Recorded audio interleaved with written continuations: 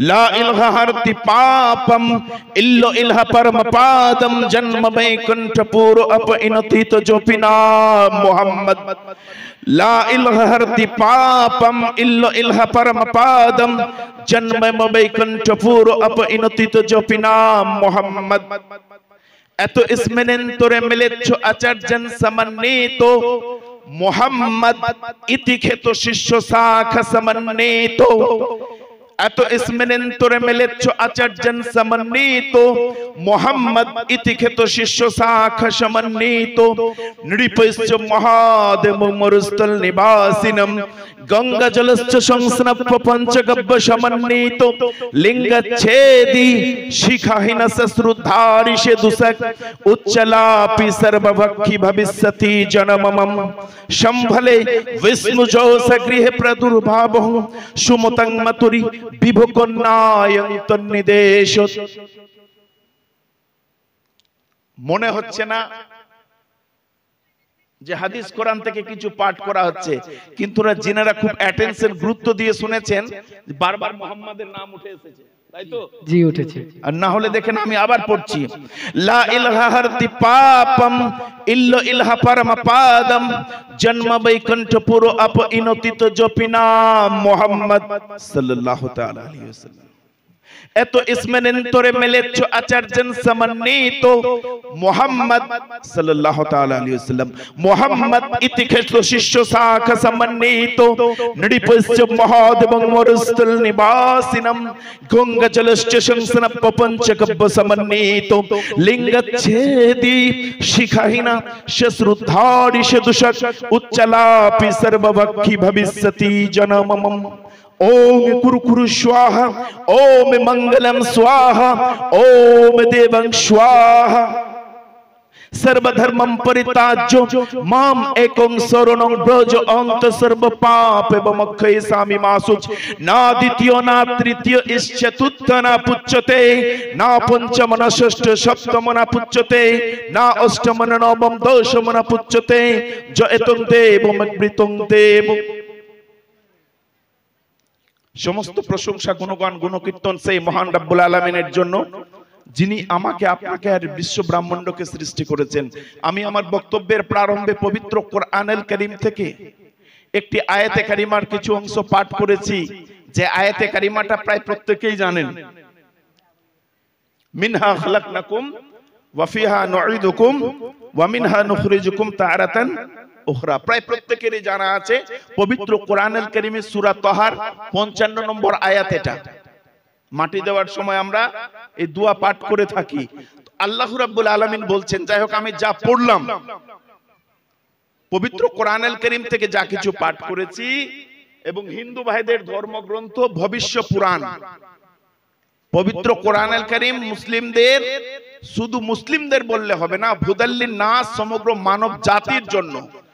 কিন্তু তার পাশাপাশি হিন্দু ভাইদের ধর্মগ্রন্থ যেটার নাম হচ্ছে ভবিষ্য পুরাণ, এই পুরাণের মধ্যে আমার আপনার নবীর আগমনের বার্তা, নবী কখন দুনিয়ায় আসবেন, কার গৃহে আসবেন, তিনার বাবার নাম কি হবে, নবীর মায়ের নাম কি হবে, কোন দেশে আসবেন, কোন তিথিতে জন্ম হবে, কোন সময়ে আসবেন, হিন্দু ভাইদের ধর্মগ্রন্থ ভবিষ্য পুরাণের মধ্যে সে মেসেজ বার্তা দিয়ে দেওয়া আছে।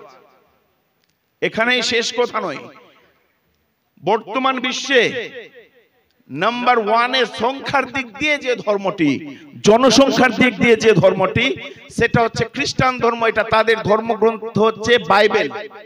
বাইবেল তো আমি পুরাণ পড়েছি, ভগবত গীতা পড়েছি, বেদ পড়েছি, বাইবেল পড়েছি, সব কিছুর মধ্যে আল্লাহ রাব্বুল আলামিন এবং তিনার নবীর আগমনের মেসেজ বার্তা দেওয়া আছে।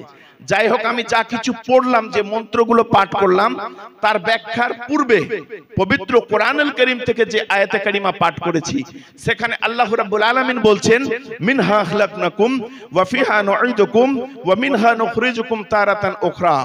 ওহে মানুষ, আমি তোমাকে মাটি থেকে সৃষ্টি করেছি। উত্তর দিবেন আমরা কি থেকে সৃষ্টি? মাটি থেকে। যুক্তি দিবেন আবার কাটলে তো রক্ত মাংস বেরিয়ে আসবে এক্ষুনি। আল্লাহর কোরআন বলছে, মিনহা খালাকনাকুম ওয়া ফিহা নুঈদুকুম ওয়া মিনহা নুখরিজুকুম তারাতান উখরা। পবিত্র কোরআনুল কারীমে কিছু আয়াত রয়েছে যেখানে আল্লাহ রাব্বুল আলামিন বলছেন আমি মানুষকে সৃষ্টি করেছি মাটির সার নির্যাস থেকে। সূরা আল মুমিনুনের মধ্যে আল্লাহ রাব্বুল আলামিন বলছেন ওয়ালাকাদ খালাকনাল ইনসানা মিন সুলালাতিন মিন তিন, আমি মানুষকে সৃষ্টি করেছি মাটির সার নির্যাস থেকে। সূরা তারিক যদি পড়ে দেখেন সেখানে আল্লাহ পাক বলছেন আমি মানুষকে সৃষ্টি করেছি এক ফোঁটা নাপাক পানি থেকে, যেটা পিতার বাবার মেরুদণ্ডের দুই পাঁজর থেকে নির্গত হয়। তাহলে প্রশ্ন হতেই পারে পবিত্র কোরআনুল কারীমের এক জায়গায় বলা হচ্ছে মানুষকে সৃষ্টি করা হয়েছে মাটি থেকে, আবার পবিত্র কোরআনুল কারীমের অন্য জায়গায় বলা হচ্ছে মানুষকে সৃষ্টি করা হয়েছে মাটি থেকে, আবার পবিত্র কোরআনুল কারীমের অন্য জায়গায় বলা হচ্ছে মানুষকে সৃষ্টি করা হয়েছে মাটির সার নির্যাস থেকে। তাহলে কথাগুলো কি পরস্পর বিরোধী না?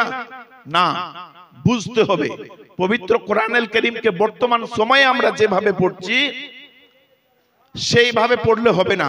পবিত্র কোরআনুল কারীম বিভিন্ন ভাষায় তার অনুবাদ বেরিয়েছে। যিনারা বাংলা ভাষা জানেন উপরে আরবি ভাষায় আয়াত লেখা আছে, তার নিচে কি অনুবাদ দেওয়া আছে। আপনি যদি পবিত্র কোরআনুল কারীমকে বুঝে বুঝে পড়েন তো পবিত্র কোরআনুল কারীমকে বুঝতে পারবেন। কারণ পবিত্র কোরআনুল কারীম এমন একটি গ্রন্থ, এমন একটি স্ক্রিপচার যার মধ্যে আজ অবধি বাইবেল চ্যালেঞ্জ করতে পারেনি, আমার মধ্যে কোনো ভুল নেই। হিন্দু ভাইদের ধর্মগ্রন্থ বেদ বলতে পারেনি, আমার মধ্যে কোনো ভুল নেই। আপনার ভবিষ্য পুরাণ বলতে পারেনি, আমার মধ্যে কোনো ভুল নেই। শ্রীমদ্ ভগবত গীতা বলতে পারেনি, আমার মধ্যে কোনো ভুল নেই। আপনি শিখদের ধর্মগ্রন্থ গ্রন্থ সাহেব কে জিজ্ঞেস করেন, বলতে পারেনি, আমার মধ্যে কোনো ভুল নেই। আর আপনি জিন্দাবেস্তাকে জিজ্ঞেস করেন, বলতে পারেনি, আমার মধ্যে কোনো ভুল নেই। আপনি ত্রিপিটককে জিজ্ঞেস করেন, বলতে পারেনি, আমার মধ্যে কোনো ভুল নেই। বাট পবিত্র কোরআনুল কারীম এমন একটি গ্রন্থ, এমন একটি স্ক্রিপচার, লাস্ট হেদায়েত, আখরি হেদায়েত, যার ভূমিকাতে আল্লাহ রাব্বুল আলামিন বলছেন যালিকাল কিতাবু লা রাইবা ফি, this is the scripture where there is no doubt. এটা এমন এক গ্রন্থ যার মধ্যে কোনো ভুল নেই। আজ অবধি কোন গ্রন্থ চ্যালেঞ্জ করতে পারেনি যে আমার মধ্যে কোনো ভুল নেই। কিন্তু আল্লাহর কিতাব পবিত্র কোরআনুল কারীম, যে পবিত্র কোরআনুল কারীমকে আমরা কি করি সম্মানার্থে সেটাকে পড়ে নেওয়ার পর, তেলাওয়াত করে নেওয়ার পর সুন্দর করে কাপড় দিয়ে মুড়ে কি বছরের পর বছর উঁচু স্থানে রেখে দিই না। পবিত্র কোরআনুল কারীমকে আমরা অবশ্যই রেসপেক্ট করব, সম্মান করব।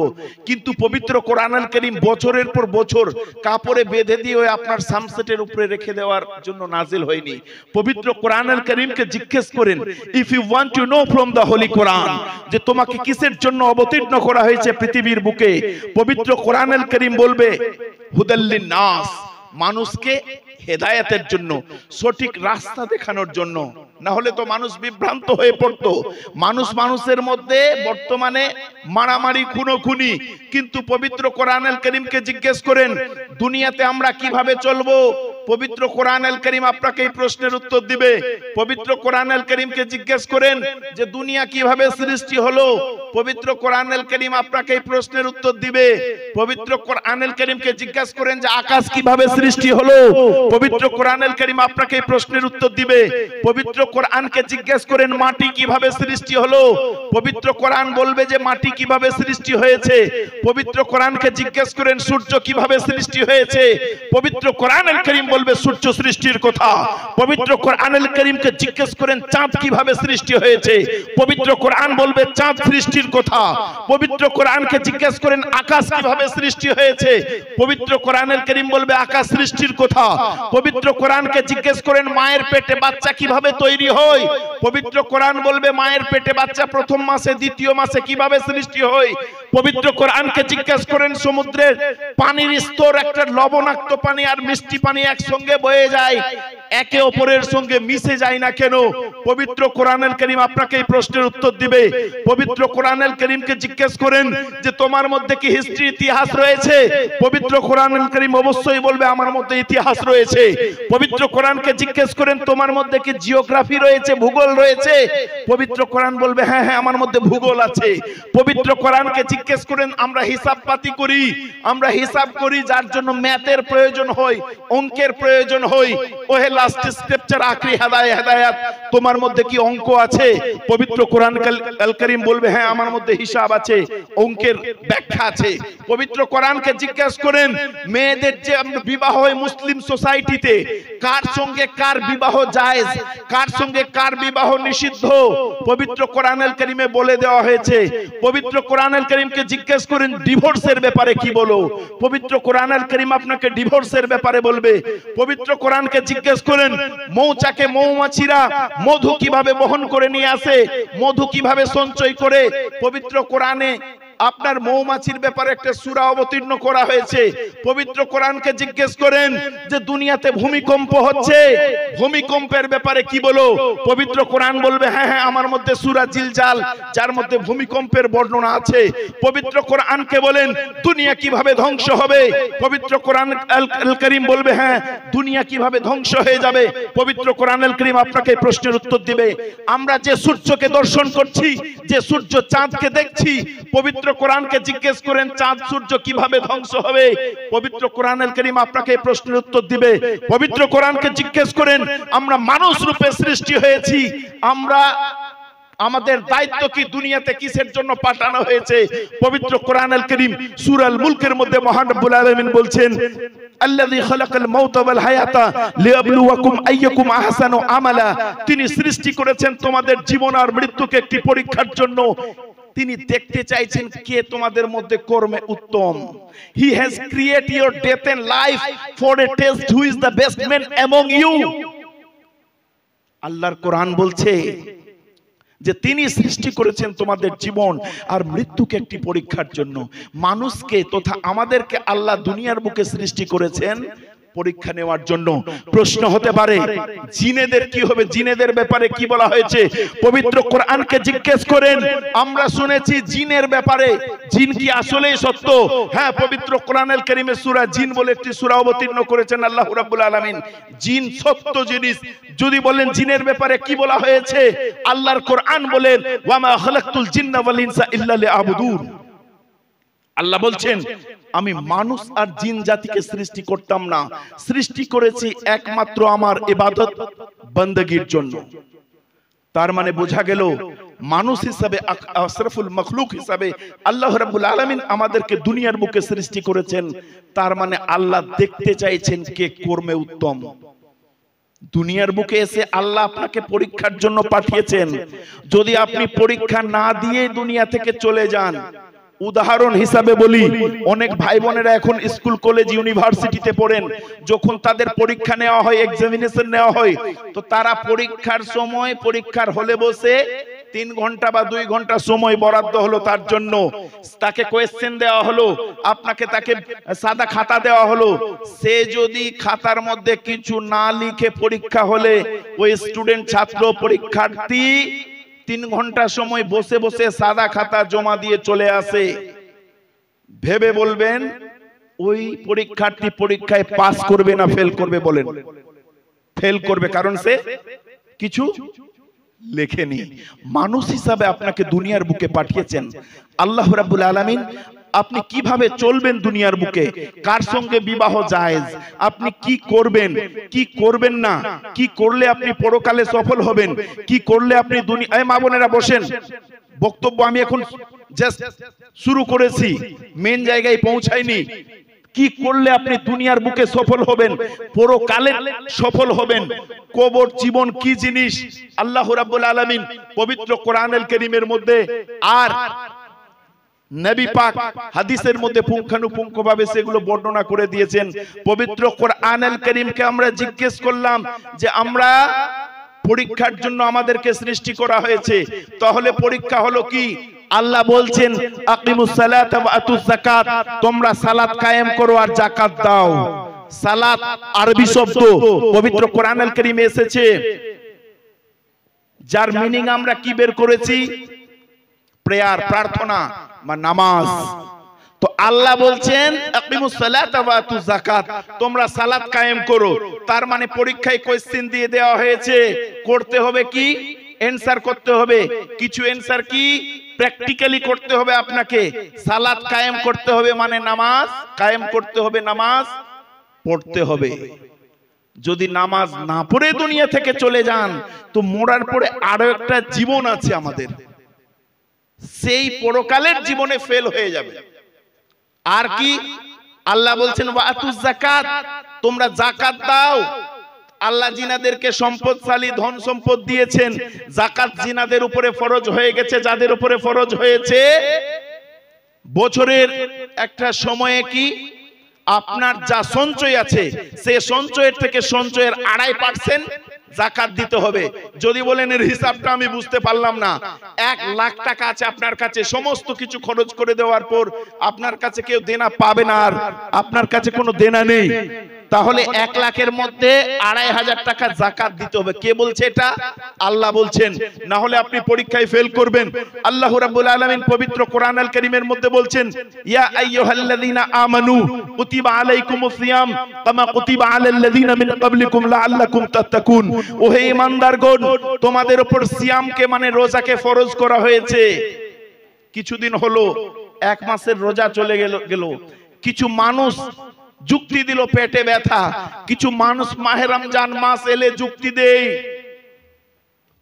গ্যাসের সমস্যা, কিছু মানুষ অলসতা করে মানুষকে দেখিয়ে বিড়ি সিগারেট পান করে মানুষকে দেখিয়ে খায়।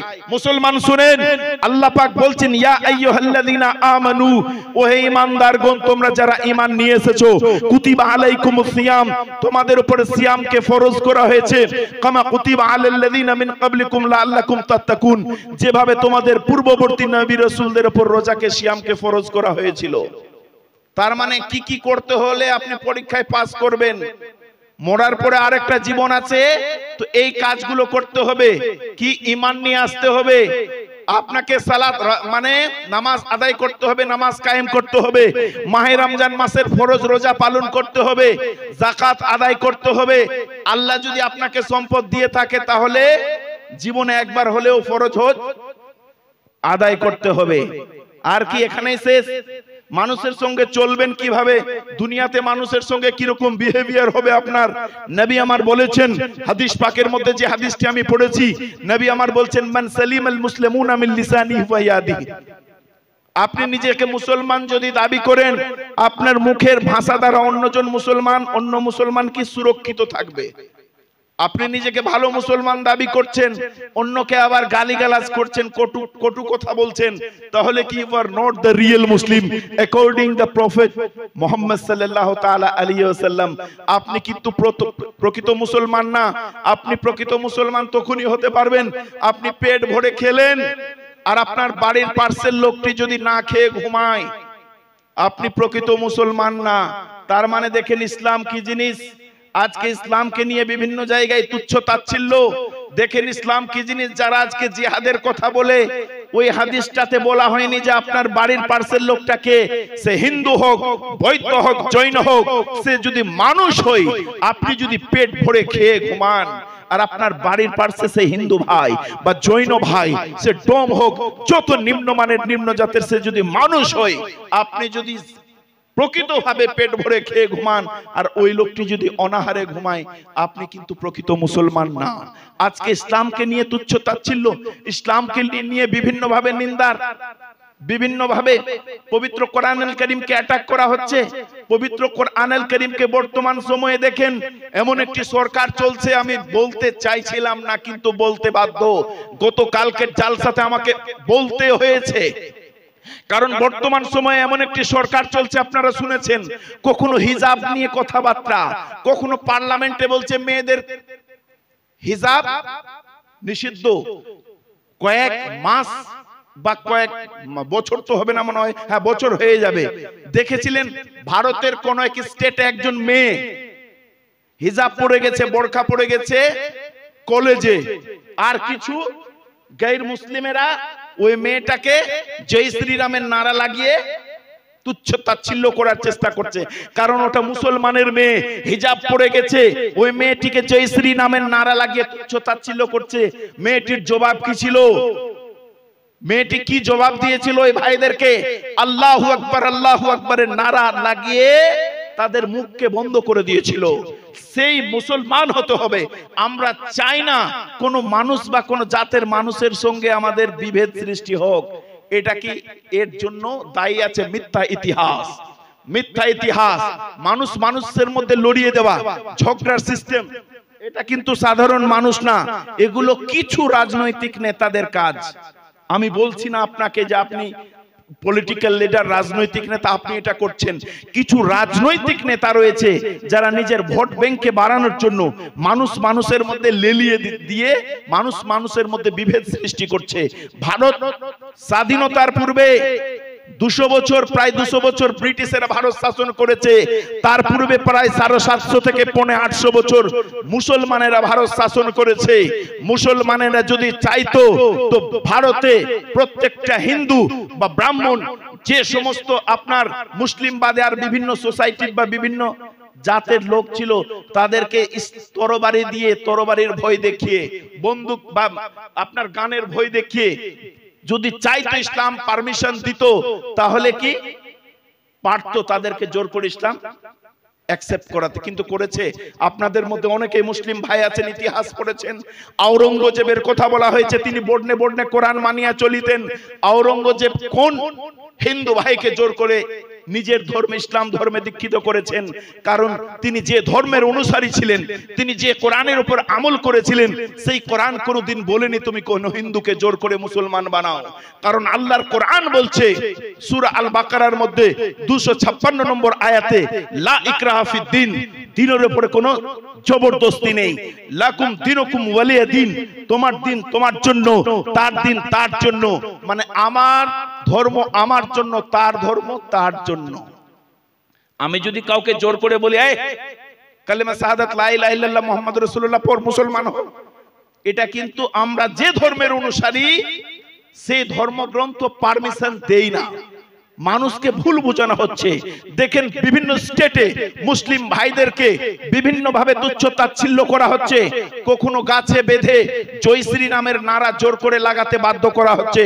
কিন্তু জিজ্ঞেস করেন কোন মুসলমানকে যে আপনি যদি কাউকে বলেন যে জোর করে কালেমা শাহাদাত লা ইলাহা ইল্লাল্লাহ মুহাম্মাদুর রাসূলুল্লাহ পড়, যদি জোর করে পড়তে বলা হয়, ইসলাম ধর্ম সেটার পারমিশন দেই না।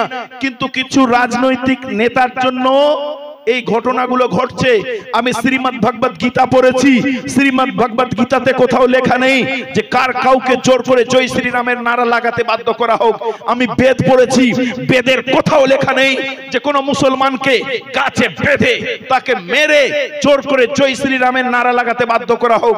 আমি আরো বিভিন্ন ধর্মগ্রন্থ পড়েছি, কোন ধর্মগ্রন্থে লেখা নেই কোন মানুষকে অন্যায়ভাবে প্রহার করো। পবিত্র কোরআনুল কারীমের কিছু আয়াত নিয়ে পার্লামেন্টে মাথা ব্যথা শুরু হয়েছে। বর্তমানে যে সরকার চলছে, বুঝে নেন কোন সরকারের কথা বলছি। পার্লামেন্টে শুরু হয়েছে যে পবিত্র কোরআনুল কারীমের মধ্যে 26টা আয়াতকে কেটে বের করা হোক। তারা চাইছে কেন? কারণ তিনাদের যুক্তি হচ্ছে যে পবিত্র কোরআনুল কারীমের মধ্যে 26টি আয়াত এমন রয়েছে যে আয়াতগুলো বলছে যে জিহাদ, মানুষ মানুষকে কাটো, মানুষ মানুষকে মারো। তারা ভুল বোঝাচ্ছে। কারণ আমি বললাম যে পবিত্র কোরআনুল কারীমের মধ্যে ইতিহাস রয়েছে। ইতিহাস আমরা কাকে বলবো? অতীতে যা ঘটেছে। কিছু যুদ্ধের বর্ণনা আছে যেগুলো ঘটেছিল, কিছু আরো যুদ্ধের বর্ণনা আছে যেগুলো সাহাবায়ে কেরামদের যুগে হয়েছে। সেগুলো ইতিহাস হিসাবে মহান রব্বুল আলামিন পবিত্র কোরআনুল কারীমের মধ্যে দিয়েছেন। আবার সেই ইতিহাস আমরা আমাদেরকে আল্লাহ রাব্বুল আলামিন জানার জন্য সূরা আল ফাতিহার মধ্যে উদ্বুদ্ধ করেছেন, ইতিহাস যাতে আমরা জানতে পারি। কিন্তু বর্তমান সময়ে এমন একটি পরিস্থিতি সৃষ্টি করা হয়েছে যে বলা হচ্ছে 26টি আয়াতকে পবিত্র কোরআন থেকে বের করে দাও। কারণ সেই রাজনৈতিক নেতারা চাইছে আমরা যদি এই ধরনের ইস্যুকে নিয়ে আসি তাহলে আমাদের ভোট ব্যাংক বাড়বে। বিভিন্ন জায়গায় সেই রাজনৈতিক নেতারা বিভিন্ন ভাবে মুসলমানদেরকে অ্যাটাক করছে, ইনডাইরেক্ট ইসলামকে অ্যাটাক করার চেষ্টা করছে নিজের ভোট ব্যাংক বাড়ানোর জন্য। দয়া করে তিনাদের কথায় কান দিবেন না। সে ভোট আপনি কাকে দিবেন আপনার ব্যাপার। আমরাও যে সোসাইটিতে বসবাস করি, আমার পাশের বাড়ির লোক বা আমার গ্রামের লোক, আমার পাশের গ্রামের লোক, হিন্দু হোক বিভিন্ন জাতের লোক হোক, আমরা একসঙ্গে মিলেমিশে চলবো। রাজনৈতিক নেতার চক্রান্তে পড়েন তাহলে যে মুসলমান, যে হিন্দু ভাইয়েরা সেই সময় 750 থেকে 800 বছর ভারত শাসন করার সেই সময়ে মুসলিমেরা, হিন্দু ভাইয়েরা এক থালায় বসে খেত। কিন্তু ব্রিটিশরা এমন একটি বীজ ঢুকিয়ে দিল যাতে যতদিন ভারত থাকবে তাদের মৈত্রী বন্ধন, মুসলমান এবং হিন্দুর মধ্যে যে ভালোবাসা, এক থালায় বসে খাওয়া লোক, যাতে তাদের মধ্যে নিজেদের মধ্যে বিভেদ সৃষ্টি হয়, নিজেদের মধ্যে ঝগড়া সৃষ্টি হয়, দেশকে বাঁটোয়ারা করে দিল তারা মুসলিম আর হিন্দুকে, বা বিভিন্ন জাতের লোককে, বিভিন্ন ভাষাভাষীর লোককে নিজ স্বার্থকে আপনার ইয়ে করার জন্য ব্রিটিশেরা। যাই হোক, যাবেন না, আমি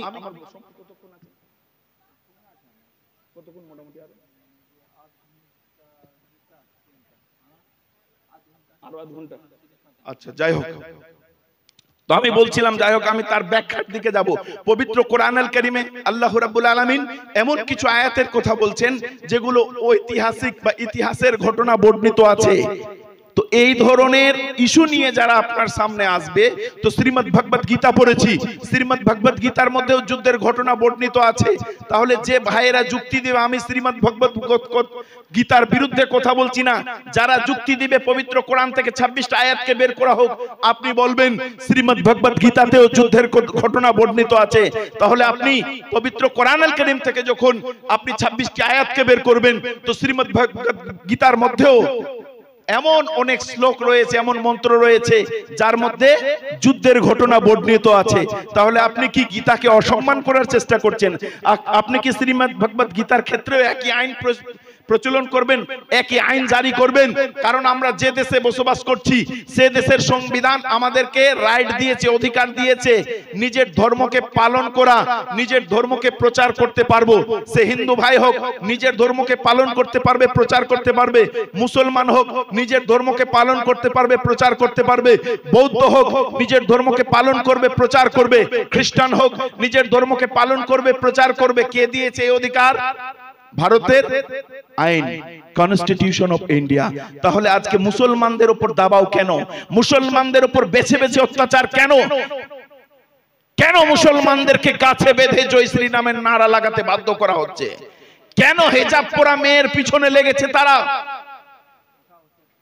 কেন আজকে ভারতের বুকে কয়েক বছর পূর্বে দেখেছিলেন আপনারা সোশ্যাল মিডিয়ায় একটা ভিডিও, যে কালিয়াচক থেকে একজন ভাই অন্য রাজ্যে কাজ করতে গিয়েছিলেন, নাম তার আফরাজুল, অনেকেই দেখেছেন যে কিভাবে তাকে ঠিকাদারির কাজের জন্য নিয়ে গিয়ে কাজ দেখানোর নাম করে ওই স্কুটির মধ্যে পেট্রোল আর গায়তা আরো আগুনের বিভিন্ন রকম যা মানুষকে পুরানোর জন্য, মারার জন্য যে সরঞ্জামগুলোর প্রয়োজন, কিভাবে তিনি সেই আপনার নিরিবিলি জায়গায় নিয়ে গিয়ে দেখলেন যে কিভাবে তাকে পিছন থেকে গায়তা মেরে তার গায়ে পেট্রোল ঢেলে প্রকাশ্যে গায়ে আগুন লাগিয়ে জীবন্ত দগ্ধ করে মা বাপ বলে চিৎকার করছে আফরাজুল। আমি যদি মিথ্যা কথা বলি, ইউটিউবে সার্চ করেন আফরাজুল নামের সেই ভিডিওটা আজ অব্দি রয়েছে, যে কিভাবে মুসলমান ভাইকে নৃশংসভাবে হত্যা করলো। কোন সেই সংবিধান, কাকে সেই পারমিশন দিয়েছে যে তুমি একজন মুসলিমকে নৃশংসভাবে হত্যা করো? কোন সেই কনস্টিটিউশন অফ ইন্ডিয়া, কোন ভারতের সংবিধানের কত নম্বর ধারায় বলা হয়েছে তারা আমাদেরকে দেখাক যে মুসলমানদেরকে বা যে জাতিরই লোক তাদের কিভাবে জীবন্ত দগ্ধ হয়ে মারতে হবে? কোথায় লেখা আছে? ভারতের কোন সংবিধানে লেখা আছে যে শ্রীমদ আপনার পবিত্র কোরআনুল কারীম থেকে 26টি আয়াতকে বেছে বের করতে হবে? আপনার ভারতের কনস্টিটিউশন অফ ইন্ডিয়ার সংবিধানের কোন জায়গায় লেখা আছে যে নূপুর শর্মা আমাদের নবী, last and final messenger prophet Muhammad সাল্লাল্লাহু তাআলা আলাইহি ওয়াসাল্লামকে প্রকাশ্যে একটি চ্যানেলে বসে মুহাম্মদ সাল্লাল্লাহু তাআলা আলাইহি ওয়াসাল্লামের ব্যাপারে বিভিন্ন কটূক্তি, বিভিন্ন রকম নিন্দা, মুহাম্মদ সাল্লাল্লাহু তাআলা আলাইহি ওয়াসাল্লামের ব্যাপারে বিভিন্ন রকম কুভাষা, কোথায়? চ্যানেলে বসে প্রকাশ্যে মানুষের সামনে সেটা প্রচার করা হচ্ছে, সোশ্যাল মিডিয়ায় প্রচার করা হচ্ছে, আর আপনার বিভিন্ন টেলিভিশনের চ্যানেলে সেটা প্রচার করা হয়েছে, এবং সেই চ্যানেলে বসে মুহাম্মদ সাল্লাল্লাহু তাআলা আলাইহি ওয়াসাল্লামের বিরুদ্ধে কথা বলেছে। ভারতের সংবিধানের কত নম্বর ধারায় লেখা আছে তারা আমাদেরকে দেখাক। এর জন্য রয়েছে মিথ্যা ইতিহাস। যাই হোক, আমি আমার বক্তব্যকে পবিত্র কোরআনুল কারীমের দিকে টেনে নিয়ে যাই। আল্লাহ পাক বলেছেন, ওয়ালাকাদ খালাকনাল ইনসানা মিন সুলালাতিন মিন তিন, আমি মানুষকে সৃষ্টি করেছি মাটির সার নির্যাস থেকে। তো মানুষ কিভাবে সৃষ্টি হলো? মা বোনেরা, এই মা বোনেরা বসেন, গুরুত্ব দিয়ে শুনেন। যে দেখেন আল্লাহ আমাদেরকে কিভাবে সৃষ্টি করলেন? আপনাদের মধ্যে কেউ উত্তর দিতে পারবেন পৃথিবীর প্রথম মানুষের নাম কি? ভেবে বলেন, দুনিয়াতে যে মানুষটি 1 নম্বরে এসেছে, আল্লাহ যাকে পাঠিয়েছেন তার নাম কি? আদম আলাইহিস সালাম। তিনাকে কি থেকে সৃষ্টি করা হয়েছিল? মাটি থেকে। খুব সুন্দর উত্তর দিয়েছেন। তো আদম আলাইহিস সালামকে আল্লাহ রাব্বুল আলামিন মানুষ যখন সৃষ্টি করার মনস্থ করলেন, ফেরেশতাদেরকে নিয়ে একটি মিটিং ডাকলেন। সেই মিটিং এ ফেরেশতারা বলেছিলেন, আয় আল্লাহ, আমরা আপনার ইবাদত বান্দাগি করার জন্য যথেষ্ট, আপনি আদমকে সৃষ্টি করতে যেন না। আল্লাহ বলেছিলেন, ইন্নী আ'লামু মা লা তা'লামুন, আমি যা জানি তা তোমরা জানো না। আল্লাহ রাব্বুল আলামিন ফেরেশতাকে অর্ডার করলেন, মাটি নিয়ে এসে দিলেন ফেরেশতা। লম্বা ঘটনা আছে, আমি সংক্ষেপে বলছি। সেই মাটি থেকে আল্লাহ রাব্বুল আলামিন আদমকে সৃষ্টি করলেন। লম্বা ঘটনা আছে। আদম আলাইহিস সালাম জান্নাতে একা একা থাকতে লাগলেন। তিনি বললেন, আয় আল্লাহ, একা ভালো লাগে না, একজন সঙ্গী হলে ভালো হয়। আল্লাহ রাব্বুল আলামিন বললেন, নো প্রবলেম। আল্লাহ রাব্বুল আলামিন ফেরেশতাকে পাঠালেন, আর আদম আলাইহিস সালামের বাম দিকের হাড়, এই যে টেড়া টেড়া হাড় রয়েছে, তো কিছু মনে করবেন না মা বোনেরা, মা বোনদেরকে সৃষ্টি করেছেন আল্লাহ টেড়া হাড় থেকে। আদম আলাইহিস সালামের বাম দিকের একটি টেড়া হাড়কে ভেঙে নিয়েছে একজন সুন্দরী রমণী, একজন সুন্দরী নারী সৃষ্টি করলেন। তিনার নাম হচ্ছে কি? হাওয়া আলাইহিস সালাম। কিন্তু দুজনেই আল্লাহ রাব্বুল আলামিন বলে দিলেন, তোমরা দুজনেই জান্নাতে থেকো, তোমরা বিভিন্ন দিক বিদিক ঘুরে বেড়াও, যা ইচ্ছা খাও, কিন্তু দয়া করে লা তাকরাবা হাজিহিস শাজার, ওই গাছের নিকট যেও না। কিন্তু শেষ অবধি শয়তানের চক্রান্তে পড়ে এসে ওই গাছের কাছে গেল আর গাছের ফল খেলো, যার কারণ স্বরূপ আল্লাহ রাব্বুল আলামিন নিষেধ করেছিলেন যে ওই গাছের নিকট যেও না আর ওই গাছের ফল খেও না। লম্বা ঘটনা আছে, শয়তান কিভাবে বিভ্রান্ত করলেন। আদম আলাইহিস সালামকে বিভ্রান্ত করতে পারছিলেন না। শেষে মায়েদের মন কি একটু নরম হয়, একটুতে গলে যায়। শয়তান এসে বিভ্রান্ত করলেন, এই যাও না, ওই গাছের ফল খাও, তোমাদের জন্য মঙ্গল আছে। আদম আলাইহিস সালাম বলছেন, না না না, আল্লাহ রাব্বুল আলামিন নিষেধ করেছেন, লা তাকরাবা হাজিহিস শাজার, ওই গাছের ফল খাওয়া তো দূরের কথা, ওই গাছের নিকট যেও না। শেষ অবধি তারা শয়তানের চক্রান্তে পড়ে দুইজনে সেই গাছের নিকট গেলেন, আর গাছের ফল খাওয়ার পর কি হলো, তাদের অঙ্গ প্রত্যঙ্গের কি লেবাস কি খুলে গেল। আল্লাহ রাব্বুল আলামিন শেষ অবধি তিনাদেরকে দুনিয়ায় পাঠালেন। দুনিয়াতে কোথায়? একজনকে পাঠালেন সরণদ্বীপ, যেটাকে বর্তমানে শ্রীলঙ্কা বলা হয়। ইতিহাস পড়বেন না, না পড়লে আপনি কিভাবে জানবেন আদমকে কোথায় পাঠানো হয়েছে? আপনি ইতিহাস পড়বেন না, ইতিহাস না পড়লে কি করে আপনি জানবেন যে হাওয়া আলাইহিস সালামকে কোথায় পাঠানো হয়েছে? তো আদম আলাইহিস সালামকে বর্তমান শ্রীলঙ্কা, যিনারা ভূগোল ম্যাপ পড়েন দেখবেন ম্যাপের নিচে ছোট একটা দেশ রয়েছে যেটার নাম হচ্ছে শ্রীলঙ্কা। তো সেই শ্রীলঙ্কাতে আদম আলাইহিস সালামকে আর মা হাওয়া আলাইহিস সালামকে পাঠালেন কোথায়? জেদ্দা, সৌদি আরবের জেদ্দা। হাজিদেরকে জিজ্ঞেস করবেন, আজকে সেই জায়গায় এয়ারপোর্ট তৈরি করেছেন সৌদি সরকার। দুনিয়ার সবচেয়ে বড় এয়ারপোর্ট হচ্ছে কি, মনে রাখবেন, জিকের প্রশ্নতেও আসতে পারে, জেদ্দা এয়ারপোর্ট। কয়েক হাজার ফ্লাইট, উড়োজাহাজ নামানামি উঠোউঠি করে সেই জায়গায়। তো আদম এবং হাওয়া আলাইহিস সালামকে দুই জায়গায় পাঠানো হলো। যুক্তি, তখন তো ভারত ভারত ছিল না, তখন তো বাংলাদেশ বাংলাদেশ ছিল না, তখন তো আপনার মায়ানমার মায়ানমার ছিল না, তখন তো আরব আরব ছিল না, পুরো ভূখণ্ডটা তো একটাই ছিল, তাই তো? তাহলে আদম আলাইহিস সালামকে আল্লাহ রাব্বুল আলামিন দুনিয়ার বুকে পাঠালেন। তাহলে ইতিহাস যদি মানতে হয়, আজকে যে মুসলমানদেরকে ভারত থেকে বের করার পরিকল্পনা চলছে, যে ভারত থেকে বের হয়ে যাও, ভারত আমাদের বাপের জায়গা, ভারত আমাদের বাপের দখল, আমার বাপেরা দখল করেছে ভারতকে, ব্রিটিশদেরকে আমার বাপেরা তাড়িয়েছে, যারা এই ধরনের কথা বলে, ইতিহাস বলেন যে ইতিহাস পড়ে দেখুন, ভারতের স্বাধীনতা আন্দোলনে হিন্দু ভাইদের বুক থেকে যতটা তাজা রক্ত আপনার এই মাটির মধ্যে মিশে আছে, এই ভারতকে, এই দেশকে স্বাধীন করার জন্য ঠিক তত পরিমাণ রক্ত মুসলমান ভাইদেরও মিশে আছে। যদি বলেন ক্ষুদিরাম বসুকে ফাঁসিতে ঝুলিয়ে মারা হয়েছে কারণ তিনি দেশকে স্বাধীন করার জন্য ব্রিটিশদের বিরুদ্ধে রুখে দাঁড়িয়েছিলেন, তাহলে ইতিহাসে আজকে আমরা ক্ষুদিরাম বসুর নাম পেয়েছি। কিন্তু সেই ইতিহাসে যে মাওলানাকে ফাঁসি দিয়ে মারা হয়েছে মুসলমানের বাচ্চা, তার নাম হচ্ছে আশফাকুল্লাহ। তার নাম আমরা ইতিহাসে পেলাম না, কিন্তু আমরা ক্ষুদিরাম বসুর নাম পেলাম। আমি চাইছি না যে ক্ষুদিরাম বসুর নামটা মুছে ফেলা হোক, কিন্তু যে কলম দিয়ে ক্ষুদিরাম বসুর ফাঁসির ইতিহাসকে লেখা হয়েছে তার পার্শ্বে মৌলানা আশফাকুল্লাহর নামটা লিখলেও অনেকটাই ভালো হয়, কারণ তিনাকে তো ফাঁসিতে ঝোলানো হয়েছে। মৌলানা মোহাম্মদ আলী শওকত আলী জেলের ঘানি টানতে হয়েছে, যাকে কালো পানির জেল আপনারা শুনেছেন। দুই ভাই মৌলানা মোহাম্মদ আলী শওকত আলীকে জেলের ঘানি টানিয়ে জেল খাটতে হয়েছে, তাদেরকেও বিভিন্নভাবে তুচ্ছ তাচ্ছিল্য করে মারা হয়েছে। কিন্তু আমরা আজকে মাওলানা মোহাম্মদ আলী শওকত আলীর নাম আমরা ইতিহাসে পেলাম না। আমরা বীর ভগৎ সিং এর নাম ইতিহাসে পেলাম, কিন্তু সেই দুই ভাই যাকে জেলের ঘানি টানলো তার নাম, তাদের নাম আমরা ইতিহাসে পেলাম না। স্বাধীনতার গান্ধীজি চেয়েছিলেন যে আমাদেরকে স্বায়ত্ত, আমাদেরকে ডমিনিয়নের মর্যাদা দেওয়া হোক, কিন্তু সেই গোল টেবিল বৈঠকে ব্রিটিশদের বিরুদ্ধে টেবিল চাপড়ে কথা বলেছিলেন যে মৌলানা, যে মুসলমানের বাচ্চা, যে মায়ের সন্তান, তার নাম হচ্ছে মৌলানা হযরত মোহানি। কিন্তু গান্ধীর নাম আমরা ইতিহাসে পেলাম, মৌলানা হযরত মোহানির নাম আমরা ইতিহাসে পেলাম না। বলুন সেই ভাইদেরকে যারা আজকে বলছে মুসলমানদেরকে এনআরসির পরিকল্পনা করে, এনপিআর এর পরিকল্পনা করে যাদেরকে ভারত ভূমি থেকে আজকে বিতাড়িত করার যে প্ল্যান চলছে, আমরা সেই প্ল্যান সাকসেস হতে দেব না, সফল হতে দেব না। কারণ আমরা চোখে আঙ্গুল দিয়ে দেখিয়ে দেব যে ভারতকে স্বাধীন করার জন্য ক্ষুদিরাম বসুর যেভাবে রক্ত বয়েছে, সেই ভারতকে স্বাধীন করার জন্য মাওলানা আশফাকুল্লাহকে ফাঁসিতে ঝুলতে হয়েছে। ভারতকে স্বাধীন করার জন্য গান্ধীজিকে যেভাবে জেল খাটতে হয়েছে, ঠিক সেই ভারতকে স্বাধীন করার জন্য দুই ভাই মাওলানা মোহাম্মদ আলী শওকত আলী জেল খেটেছেন।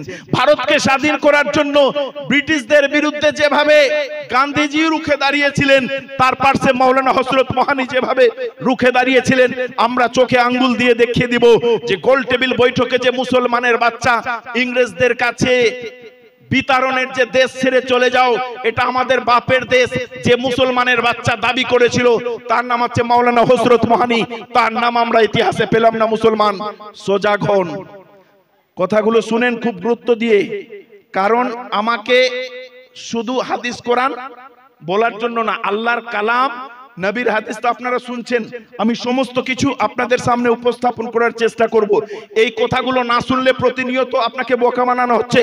আপনার ছেলে ট্রেনে যাচ্ছে, আপনার ছেলেকে থাপ্পড় মারা হচ্ছে, দেখবেন জেনারেলে যাচ্ছে, আরে এটা তোর বাপের ট্রেন, এই তোর বাপ স্বাধীন করেছে দেশকে। বিভিন্ন জায়গায় আপনার ছেলেকে তুচ্ছ তাচ্ছিল্য করা হচ্ছে। দিল্লিতে যখন আপনার ছেলে যাচ্ছে তাকে বিভিন্ন ভাবে তুচ্ছ তাচ্ছিল্য করা হচ্ছে।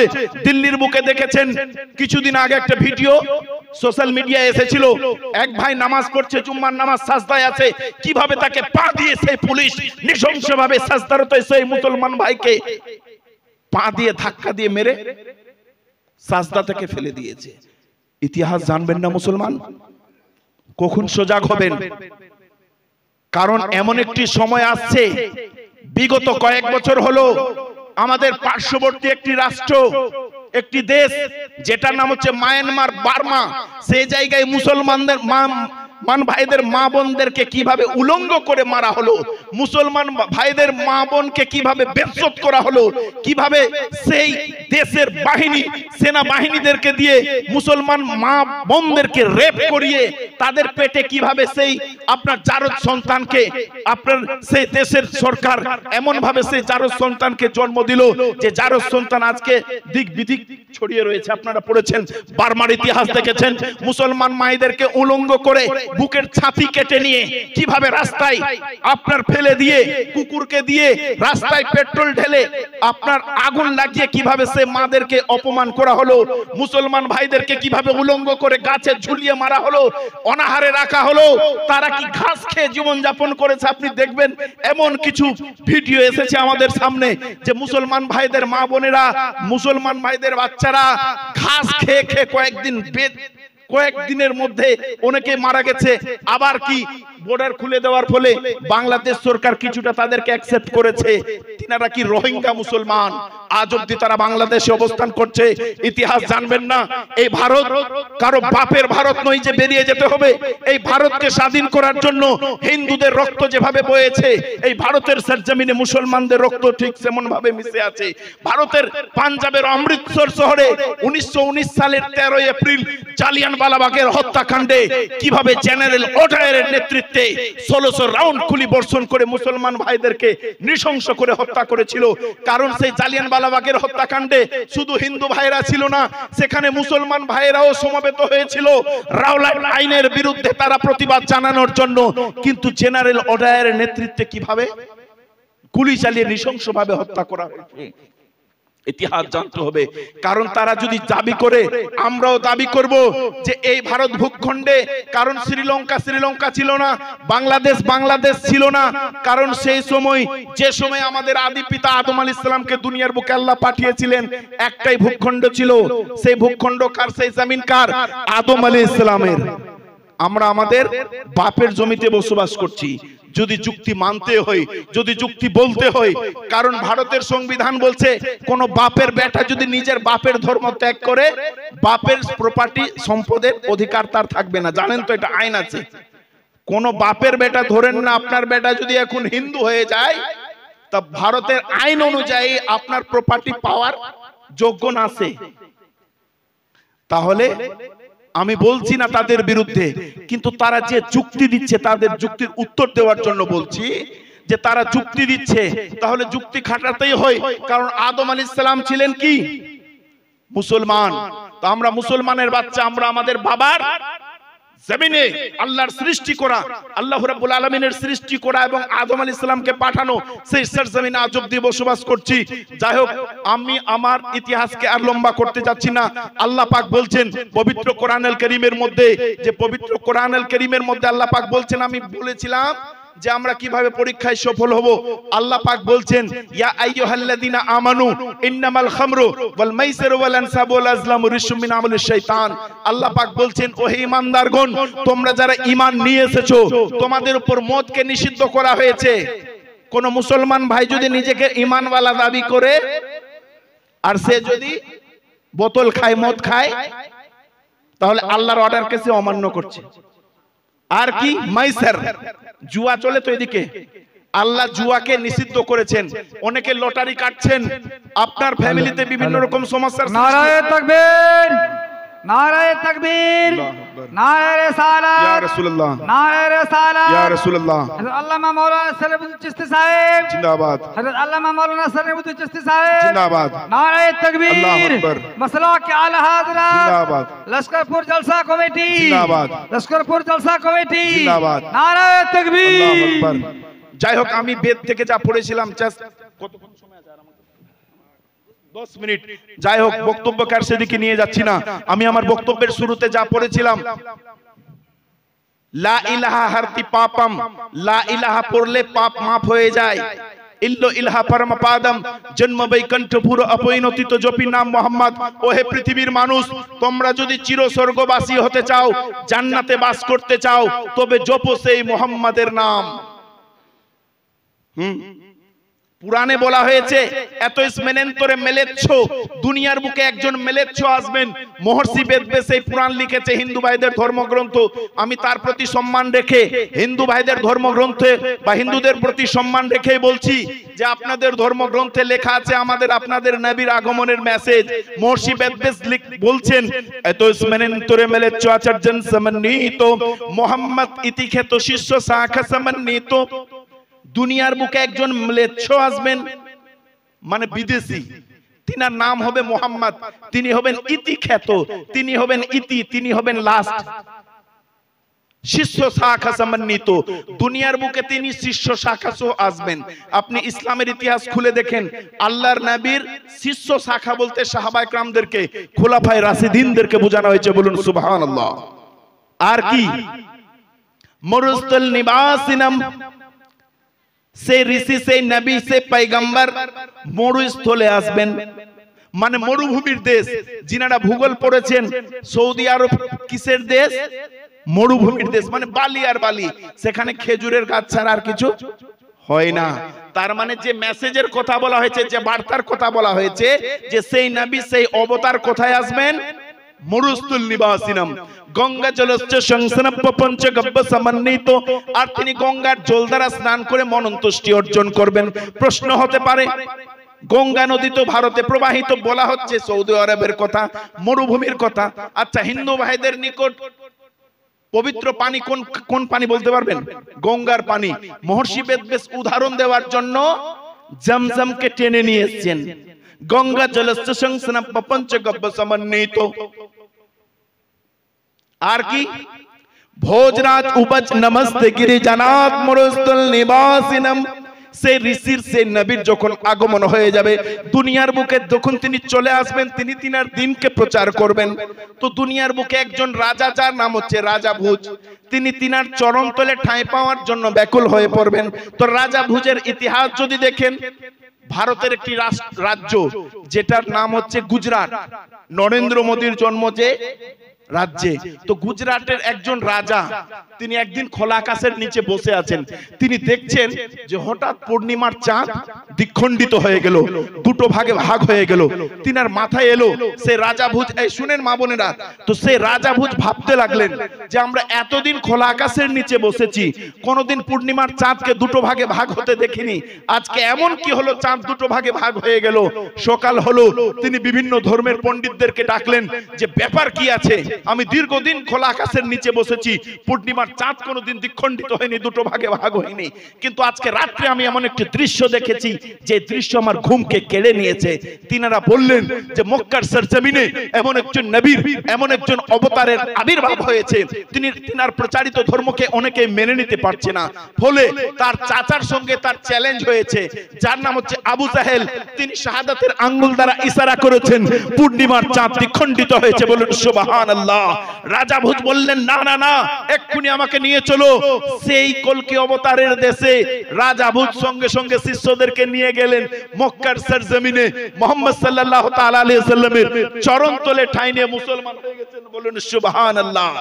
এই হচ্ছে রাজা ভুজ, লম্বা ইতিহাস আছে রাজা ভুজের। যাই হোক, আমি খুব সংক্ষেপে টানছি। এই গ্রন্থের মধ্যে বলা হয়েছে সেই নবী, আর কিভাবে চিনবেন সেই নবীকে? বলা হয়েছে লিঙ্গচ্ছেদি শিখাহীন শ্রুতারি সে দুসক উচ্চলাপি সর্বভক্তি ভবিষ্যতি জন্মমম। সেই অবতার লিঙ্গের ছেদ করে সুন্নতে খাতনা করা অবস্থায় পৃথিবীর বুকে আসবেন। মুসলমানি বুঝেন তো, সুন্নতে খাতনা। মহর্ষি বেদব্যাস বলছেন যে সেই নবীকে চিনার আরো একটি সাইন বা নিদর্শন হচ্ছে যে সেই নবী যখন দুনিয়ার বুকে আসবেন সুন্নতে খাতনা করা অবস্থায় থাকবেন। আর কি? তিনার অনুসারীরা সুন্নতে খাতনা করবেন। আমরা সুন্নতে খাতনা করি তো, নিজের ছেলেদের মুসলমানি দিত। হ্যাঁ, শুধু মুসলমানেরা, আমেরিকায় খ্রিস্টানরাও শুরু করেছে। কার মধ্যে? এর মধ্যে অনেক লাভজনক, হ্যাঁ, অনেক রোগ থেকে মুক্ত থাকা যায় সুন্নতে খাতনার ফলে। তাই মহর্ষি বেদব্যাস বলছেন লিঙ্গচ্ছেদি, লিঙ্গের ছেদ করবে, সুন্নতে খাতনা করবে। শিখাহীনা, সে ঋষির, সে নবীর মাথায় কোনো টিকি থাকবে না। বর্তমান ভারতে দেখবেন এমন একটি ভাই রয়েছে, আমি সকল ধর্মকে সম্মান রেখে কথা বলছি, সেই ভাইরা পুরো মাথাকে নেড়া করে পিছনের দিকে টিকি ছাড়ে, দেখবেন পুরো মাথা নেড়া করে পিছনের দিকে টিকি ছাড়ে। তো মহর্ষি বেদব্যাস বলছেন সেই নবী, সেই অবতার মাথায় টিকি রাখবেন না। আর কি করবেন? লিঙ্গচ্ছেদি শিখাহীন শ্রুতারি সে দুসক, টিকি রাখবেন, বরঞ্চ মুখে দাড়ি রাখবেন। মুসলমানেরা মুখে দাড়ি রাখে, এমন কি সেই অবতারের মুখে দাড়ির কথা বলা হয়েছে। উচ্চলাপি সর্বভক্তি ভবিষ্যতি জন্মম, সেই ঋষি দুনিয়ার বুকে আসবেন, তিনি যখন দিনকে প্রচার করবেন, মানুষকে একত্রিত করার জন্য, প্রেয়ারের জন্য, প্রার্থনার জন্য যখন ডাকবেন, তখন এক প্রকার ধ্বনি উচ্চারণ করবেন, আওয়াজ উচ্চারণ করবেন। সেই আওয়াজ ধ্বনি অন্য কোনো আওয়াজ নয়। 5 টাইম মসজিদ থেকে শোনা যায় সেই ধ্বনি, আল্লাহু আকবার, আল্লাহু আকবার। আজানের কথা বলা হয়েছে যে সেই ঋষি দুনিয়ার বুকে আসবেন, তিনি যখন তার কওমের গোত্রের লোককে আল্লাহর দিকে আহ্বান করবেন, প্রেয়ারের জন্য, নামাজের জন্য ডাকবেন, এক প্রকার ধ্বনি উচ্চারণ করবেন। এই ধ্বনি অন্য কোনো ধ্বনি নয়। আমি বলেছিলাম আল্লাহ এক, পবিত্র কোরআনুল কারীমে যেভাবে বলা হয়েছে কোথায় বলা হয়েছে কুল হুয়াল্লাহু আহাদ, বলো হে মুহাম্মদ আল্লাহ এক, he is the Allah one, আল্লাহু সামাদ, আল্লাহ দ্য ইটারনালি উইথআউট অফ অল, লাম ইয়ালিদ ওয়া লাম ইউলাদ, তিনি কাউকে জন্ম দেননি, তিনি কারো কাছ থেকে জন্ম নেননি, হি নট বিগটেড নর ওয়াজ বিগটেন, আল্লাহকে কেউ জন্ম দেননি, আল্লাহ কাউকে জন্ম দেননি, আল্লাহর কোনো স্ত্রী মা বাবা সন্তান আদি সমস্ত কিছু থেকে মুক্ত। ওয়ালাম ইয়াকুল লাহু কুফুয়ান আহাদ, and there is none comparable unto him, আল্লাহ তাআলার সঙ্গে কোনো জিনিসের তুলনা হয় না। ঠিক একই কথা হিন্দু ভাইদের ধর্মগ্রন্থ যেটার নাম হচ্ছে বেদ, 4টি বেদ রয়েছে, চতুর্থ নম্বর বেদ যার নাম হচ্ছে অথর্ববেদ। অথর্ববেদের মধ্যে বলা হয়েছে, দেখেন কি বলা হয়েছে, না দ্বিতীয় না তৃতীয় চতুর্থ না পুচ্ছতে, না পঞ্চম না ষষ্ঠ সপ্তম না পুচ্ছতে, না অষ্টম না নবম দশম না পুচ্ছতে। আল্লাহ একজনই, দ্বিতীয় কেউ নেই, তৃতীয় কেউ নেই, চতুর্থ কেউ নেই, পঞ্চম কেউ নেই, ষষ্ঠ কেউ নেই, সপ্তম কেউ নেই, আল্লাহ একজনই। কে বলছে? হিন্দু ভাইদের ধর্মগ্রন্থ বেদে বলা হয়েছে এই কথা। আর কথা বলা হয়েছে শ্রীমদ্ ভাগবত গীতাতে টোটাল 18টি অধ্যায় রয়েছে, 18টি চ্যাপ্টারের 18 নম্বর অধ্যায়ের 66 নম্বর মন্ত্রে বলা হয়েছে ভগবান শ্রীকৃষ্ণ অর্জুনকে বলছেন সর্বধর্মম পরিত্যাজ্য মাম একং শরণং ব্রজ অহং তো সর্ব পাপ বিমোক্ষয়িষ্যামি মা সুত। ওহে অর্জুন, তুমি সমস্ত ধর্মকে পরিত্যাগ করে দাও, মাম একং শরণং ব্রজ, তুমি এক আল্লাহর উপাসনা করো, এক ঈশ্বরের উপাসনা করো, অহং তো সর্ব পাপ বিমোক্ষয়িষ্যামি মা সুত, তিনি তোমাকে সমস্ত পাপ থেকে মুক্তি দিয়ে মোক্ষ লাভ করাবেন। আচ্ছা, ইসলামে এমন একজন নবীর নাম বলতে পারবেন তিনি খুব জেদি ছিলেন, তিনি জেদ করছেন, আল্লাহ আমি আপনাকে দেখতে চাই, আমি আপনাকে দেখতে চাই। মূসা আলাইহিস সালাম হযরত বলেছেন, তিনি জেদ করছেন, আল্লাহ আমি আপনাকে দেখতে চাই। আল্লাহ বলছেন না, সম্ভব না, লান তারানি, কখনোই না। আল্লাহ রাব্বুল আলামিন শেষ অবধি নূরের তাজাল্লি দিয়েছিলেন, যার ফলে তিনি অজ্ঞান হয়ে পড়ে গেছিলেন। আসুন দেখি শ্রীমদ্ ভাগবত গীতাতে এই ধরনের কোন ঘটনা পাওয়া যায় কিনা। শ্রীমদ্ ভাগবত গীতাতে একবার জেদ করছেন, কে জেদ করছেন? অর্জুন বলছেন ভগবান শ্রীকৃষ্ণকে, ভগবান শ্রীকৃষ্ণ আমি আপনাকে দর্শন করতে চাই, দেখতে চাই। ভগবান শ্রীকৃষ্ণ অর্জুনকে বলছেন, না তুমং চক্ষুষে দৃষ্ট মননৈব চক্ষুষা দিব্যং দদামিতে চক্ষু পশ্চিমে যোগমহেশ্বরম। ওহে অর্জুন, তুমি তোমার চামড়ার চোখ দিয়ে আমাকে দেখতে পাবে না। এদিকে মুসা জেদ করছেন, আল্লাহ বলছেন লান তারানি, কখনোই সম্ভব না। হালকা মিল রয়েছে শ্রীমদ্ ভাগবত গীতার মধ্যে। হ্যাঁ, জেদ করছেন। কে জেদ করছেন? অর্জুন। কাকে দেখার জন্য? ভগবান শ্রীকৃষ্ণকে দেখার জন্য জেদ করছেন। ভগবান শ্রীকৃষ্ণ বলছেন, না তুমং চক্ষুষে দৃষ্ট মননৈব চক্ষুষা দিব্যং দদামিতে চক্ষু যোগমহেশ্বরম। ওহে অর্জুন, তোমার চামড়ার চোখ দিয়ে আমাকে দেখতে পাবে না, আমি তোমাকে অলৌকিক চোখ দিয়ে দিব, সেই চক্ষু দ্বারা তুমি আমাকে দর্শন করতে পারবে। কথা বুঝতে পারছেন? এখানে শেষ কথা নয়, আসুন দেখি গৌতম বুদ্ধ কি বলেছেন, আমার আপনার নবীর আগমনের মেসেজ কিভাবে দিয়েছেন। তার ছাত্র যার নাম হচ্ছে আনন্দ, আনন্দ গৌতম বুদ্ধকে জিজ্ঞেস করছেন, আপনার তিরোধানের পর, আপনার মরে যাওয়ার পর কে আমাদেরকে সঠিক রাস্তায় পরিচালিত করবে? গৌতম বুদ্ধ বলছেন, শোনো, I am not first Buddha who came on the earth nor shall I be the last. আমি এই জগতের প্রথম বুদ্ধ বা আমি এই জগতের শেষ বুদ্ধ নই। In one time other Buddha will rise the world, যথা সময়ে পৃথিবীর বুকে আরো একজন বুদ্ধের আবির্ভাব হবে। এ হোলি ওয়ান, তিনি হবেন পবিত্র, supremely enlightened one, endowed with wisdom in conduct, he will proclaim a religious life। তিনি আমার চেয়ে অধিক আলোক প্রাপ্ত হবেন, তিনি আমার মতো খ্রিস্টীয় ধর্মমত প্রচার করবেন। তার ছাত্র আনন্দ জিজ্ঞেস করছেন, how shall we know him? আমরা কিভাবে সেই বুদ্ধকে চিনব? গৌতম বুদ্ধ বলছেন, he will be known as মৈত্রী, তিনি হবেন শান্তির বুদ্ধ, করুণার বুদ্ধ।